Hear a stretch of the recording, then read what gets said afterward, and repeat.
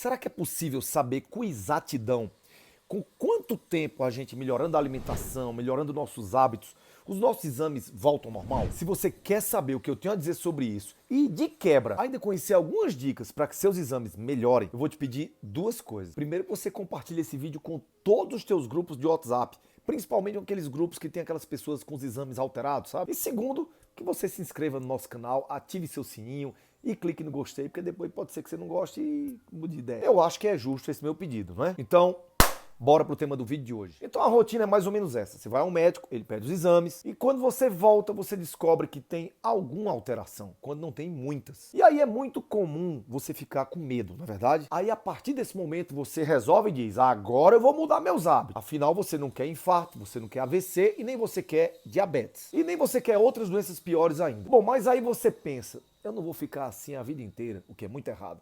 Então, em quanto tempo eu posso ver meus exames melhores para poder voltar a fazer as mesmas besteiras que eu fazia antes, né? Bom, em quanto tempo você pode melhorar seus exames? Essa resposta exata eu não posso te dar, porque cada organismo responde de uma forma diferente. Porém, eu posso falar isso com base na experiência que eu tenho com um grupo fechado do meu programa de emagrecimento, com os meus alunos. Lá não é difícil você ver as pessoas mudando os hábitos alimentares, mudando a forma de viver, começando a viver uma vida de uma pessoa mais saudável e começando a ver alterações positivas nos exames. E não é só isso, lá também a gente vê pessoas que regularizaram diabetes, pressão alta, dores pelo corpo, problemas respiratórios. Então, com base nessa experiência que eu tenho e em outras da minha vida, eu diria para você que um mês já é o suficiente para você começar a ver mudanças positivas nos seus exames, desde que você comece a colocar regra na sua vida. Mas como profissional que trabalha também com alimentação, posso te garantir uma coisa, um dia de alimentação saudável já faz diferença na tua saúde. E pode até não aparecer ainda nos níveis dos exames, mas já vai fazer diferença sim. Para você ter uma ideia, uma pessoa que esteja com triglicerídeo de 80, se essa pessoa come fast food, ela no outro dia já pode ter um aumento de 10% nos seus níveis de triglicérides. Então, se você opta por deixar de comer produtos alimentícios que não são comida de verdade e passa a comer mais comida de verdade, alimento que vem da natureza, você vai melhorar muita coisa. E suas taxas vão começar a diminuir sim. E o que eu quero que você entenda é que esse um mês que eu coloquei como meta é uma coisa estabelecida, não vai virar uma regra. Pode ser até antes e pode ser depois. Mas é importante lembrar que isso é uma conquista gradativa.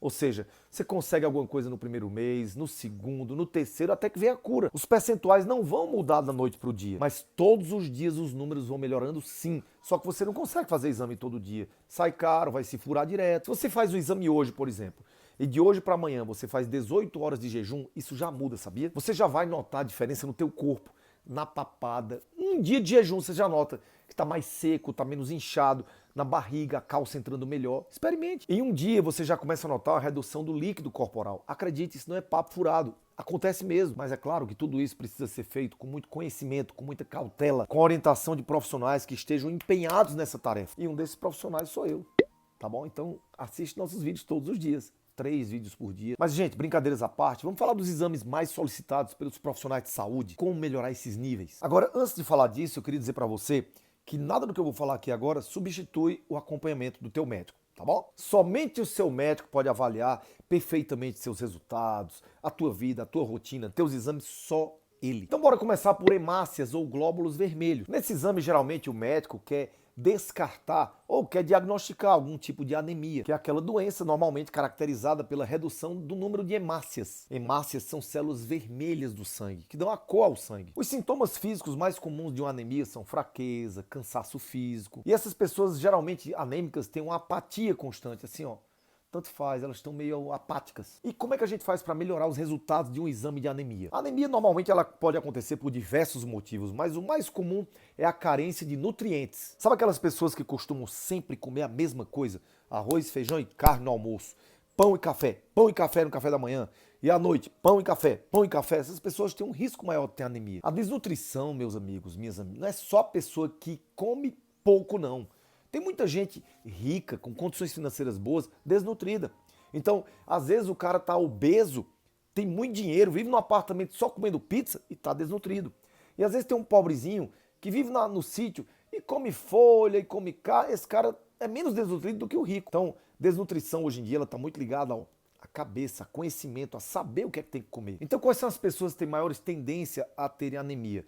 pessoas, infelizmente, com renda baixa, que não podem comprar uma variedade de alimentos, pessoas com autismo, pessoas que têm seletividade alimentar, ou seja, pessoa que só come aquilo, ou só come aquilo, só come uma coisa. Você conhece crianças que a mãe bota o almoço para todo mundo, mas aquele menino só come nuggets e arroz. Eu já vi demais. É uma história da criança dizer, eu só quero nuggets. E a mãe todo dia dá o que a criança quer, porque não quer que o bichinho fique com fome. Eu até entendo, mas você precisa mudar essa história. Tem que dizer não para a criança, nem que seja um dia, dois, e ela vai entender. Pessoas que não têm tempo para cozinhar, ou pelo menos não reservam tempo para isso, elas terminam apostando em comidas instantâneas, como macarrão instantâneo, como lasanha instantânea. Então você tem que se esforçar para ter uma alimentação rica em ferro. E o ferro é um nutriente fundamental para dar cor ao teu sangue. Ou seja, é fundamental para uma pessoa que tem anemia. E alimentos que têm ferro, por exemplo, carne vermelha, feijão, ervilha, brócolis, ovo, tudo isso tem ferro. Aí você vê no exame também leucócitos ou glóbulos brancos. Essas são as células de defesa do nosso corpo. E as indicações na contagem de leucócitos podem indicar, dentre outras coisas, que o corpo está tentando reagir a algum tipo de infecção. Claro que para você interpretar o resultado dos exames, você tem que avaliar o estado físico da pessoa e outros históricos. Mas uma coisa é certa, se alimentar bem, controlar o estresse, dormir bem, e até mesmo suplementar ou tomar extrato de timomodulina, né, a gente tem um vídeo falando sobre isso, vou deixar o link aqui embaixo. Então isso pode ajudar a melhorar os leucócitos, melhorando a sua defesa. Às vezes você vai ver o número de leucócitos muito alto, ali é o teu corpo reagindo a alguma infecção que está no teu corpo. Também eu não poderia deixar de falar do exame de colesterol. Eu não poderia deixar de dizer também para você que eu não tenho a mesma opinião da maioria dos médicos em relação ao colesterol.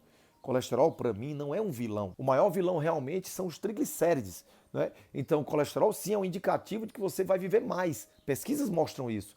E que, na verdade, o HDL, sim, é o mais importante. Mas ficar extremamente estressado porque o colesterol está elevado, não faz sentido. E, inclusive, usar simvastatina por conta disso faz menos sentido ainda. Quem está no nosso canal já sabe de vários vídeos que eu já falei, você pode sair por aí procurando estatinas, Dr. Dayan, que você vai entender minha opinião sobre tudo isso. Mas a mudança no seu estilo de vida, redução de carboidrato, massa, bolo, pão, biscoito, tudo isso pode fazer seus triglicérides baixarem em um mês. Assim como fazer exercícios físicos, nem que seja 30 minutos por dia. Consuma alimentos como gorduras boas, como peixes gordos, abacate, coco, oleaginosas, as castanhas, azeite de oliva, ovos. Se você vai comer alguma coisa frita, frite na manteiga ghee, frite no óleo de coco, frite na banha de porco, mas abomine os óleos vegetais. Triglicerídeo elevado e HDL baixo é sinônimo de inflamação. Desinflame seu corpo que tudo baixa. Seu coração vai agradecer. E aí você vai ter menos chance de doenças cardiovasculares, como infarto e AVC. O colesterol HDL é o colesterol bom, digamos assim, as pessoas chamam. É aquele lixeiro, é o que limpa as artérias. E para melhorar os resultados, para subir o seu HDL, tem muita gente que tem um HDL baixo, exercício físico, azeite de oliva, ômega 3, sair do cigarro, do sedentarismo, tirar uma alimentação desregrada e industrial da sua vida. E além disso, consumir gorduras boas, como azeite de oliva, castanha, oleaginosas, tudo que eu já falei. Em relação aos triglicérides, quem tem acima de 100 já deve ficar em alerta. Tem gente que só liga para isso depois que passa dos 150 ou dos 200, mas acima de 100 já fica em alerta. Eu diria que níveis abaixo de 100 a gente pode dizer que são níveis ótimos. E aí, mais uma vez, é a alimentação que eu já falei para vocês. Então, para complementar a questão do colesterol, consumam bastante fibras, corte açúcar, farinha refinada e consumam um mínimo de sódio, que vem principalmente em temperos prontos e alimentos light, diet, esses alimentos que mentem para você dizendo que são bons. E beba pelo menos 8 copos d'água por dia. Eu não posso deixar de falar de diabetes também. Eu não vou me estender falando sobre o que é diabetes, porque isso a maioria já sabe. Então vamos direto ao ponto, como melhorar o diabetes descontrolado. É a mesma coisa, esqueça todo alimento que tem índice glicêmico alto,